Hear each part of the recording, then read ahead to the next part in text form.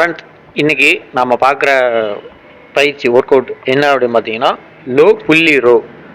சரிங்களா? அதாவது கீழே இருக்க புள்ளியில் பிடித்து நம்ம இழுக்கக்கூடியது. இந்த பயிற்சி நம்ம எதுக்கு பண்ணுறோம் அப்படிங்கிறத நம்ம பார்க்க போகிறோம். இந்த பயிற்சி பண்ணுறது வந்து முதுகு தசை மசிலுக்காக நம்ம செய்கிறோம். பேக் மசில், அதாவது லாட் ஒர்க் அவுட் பண்ணீங்களா, அன்னைக்கு வந்து இந்த மசிலை வந்து பண்ணலாம். இந்த பயிற்சி செய்கிற போது உங்களுடைய மசில் வந்து டெவலப் ஆகும். எந்த மசில் டெவலப் ஆகும்? விங்ஸ் மசில் இருக்குது பார்த்தீங்களா, அந்த சொரட்ட ஓரத்தில் சைடு லைட்டாக உங்களுக்கு நல்லா புரிகிற மாதிரி தான் சொல்கிறேன்.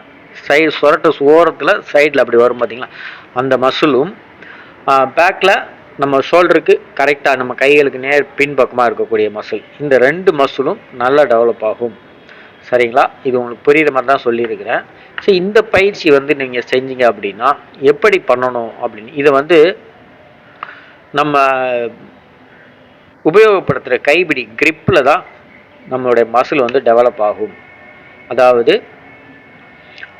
நார்மல் வி ஹேண்டில் ஒன்று இருக்குது, அதே மாதிரி வி ஹேண்டிலில் ரெண்டு இதுவும் பற்ற வச்ச மாதிரிக்கு ரெண்டும் இறுக்கி பிடிக்கிற மாதிரி ஒன்று இருக்கும், ஒரு கம்பி மாதிரி டேப்பராக இருக்க மாதிரி ஒன்று இருக்கும், ஃப்ளாட்டாக இருக்க மாதிரி இருக்கும். இப்போ நம்ம யூஸ் பண்ணுறது நேரோ கிரிப்பு, அதாவது ரெண்டு கொஞ்சம் அகலமாக இருக்கும், பட் ஆனால் ரெண்டு பக்கமும் கையை வந்து ஹேமர் ஸ்ட்ரென்த்தில் வந்து பிடிக்கிற மாதிரி இருக்கும்.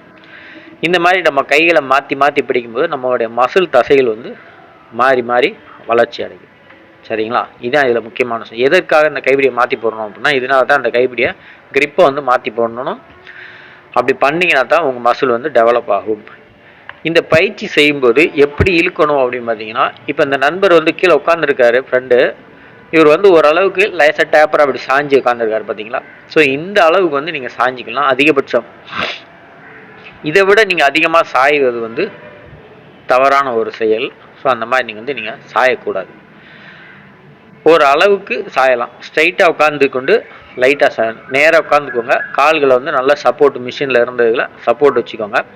இந்த அளவுக்கு லைட்டாக சாயலாம், அவ்வளோதான். இதற்கு மேலே அதிகமான முறையில் வந்து சாயக்கூடாது. இந்த அளவு சாஞ்சிக்கிட்டு உங்கள் கைகளை வச்சு அந்த வெயிட்டை வந்து இழுக்கணும். அந்த விங்ஸ் மசிலை வந்து இதுக்கு வந்து அதிகமாக உபயோகப்படுத்தும். கையில் வந்து அந்த கிரிப்பை பிடிச்சிக்கோங்க, மசிலை வந்து நல்லா குயிஸ் பண்ணி இழுத்து விடணும். ஸோ மசிலால் உங்கள் வெயிட்டை வந்து இழுக்கணும். அப்படி இழுக்கும்போது தான் உங்கள் மசில் வந்து டெவலப் ஆகும். வெயிட்டை வந்து அதிகமாக யூஸ் பண்ணிவிட்டு நான் வெயிட்டை இழுக்கணும் அப்படின்னு சொல்லிட்டு ஓவர் வெயிட்டை போட்டுட்டு இழுக்க முடியாமல் கை வலிக்கு கைட்டு இழுத்தீங்க அப்படின்னா உங்கள் மசில் வந்து டெவலப் ஆகாது. அதை வந்து நீங்கள் தெரிஞ்சுக்கோங்க. சரியா? இந்த லோ புள்ளி ரோ வந்து இந்த மாதிரி தான் பண்ணணும். இப்படி பண்ணால் தான் உங்கள் மசில் வந்து கண்டிப்பான முறையில் டெவலப் ஆகும். இது எப்படி டெவலப் ஆகும்? டேப்பராக வரும். உங்கள் விங்ஸ் வந்து வி ஷேப்பில் வரணும் அப்படின்னா இந்த பயிற்சி வந்து பண்ணலாம். வி ஹேண்டில் போட்டு பண்ணுறீங்க அப்படின்னா உங்கள் கைகள் வந்து ஒடுக்கமாக இருக்கும், குறுகலாக இருக்கும்.